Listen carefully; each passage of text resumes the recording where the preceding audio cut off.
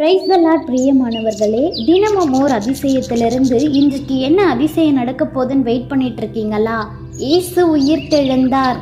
இயேசு உயிர்த்தெழுந்தார். அவர் இங்கே இல்லை, அவர் உயிர்த்தெழுந்தார். அவர் இங்கே இல்லை, அவர் உயிர்த்தெழுந்தார். லூக்கா 24:6 சொல்லியிருக்கிறாருங்க. வாரத்தில் முதல் நாளில் அதிகாலையில் இயேசு உயிர்த்தெழுந்தார். மகதலேனா மரியாளுக்கு முதலில் அவர் தரிசனமானார். உயிரோடு இருக்கிறவரை நீங்கள் மரித்தோரிடத்தில் தேடுகிறதென்ன? அவர் இங்கே இல்லை, அவர் உயிர்த்தெழுந்தார். தாம் சொன்னபடியே அவர் உயிர்த்தெழுந்தார். கர்த்தரை வைத்த இடத்தில் வந்து பாருங்கள்.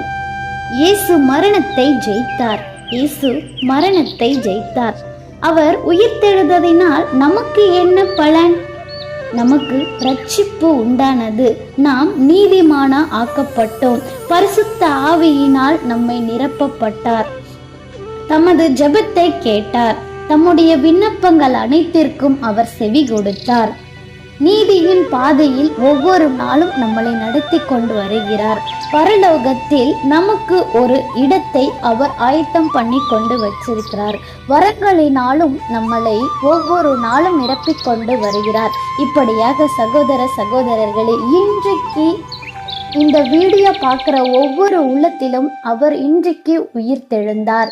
இப்படியாக இந்த வசனங்களை கொண்டு உங்களை ஆசீர்வதிப்பாராக. ஆமென்.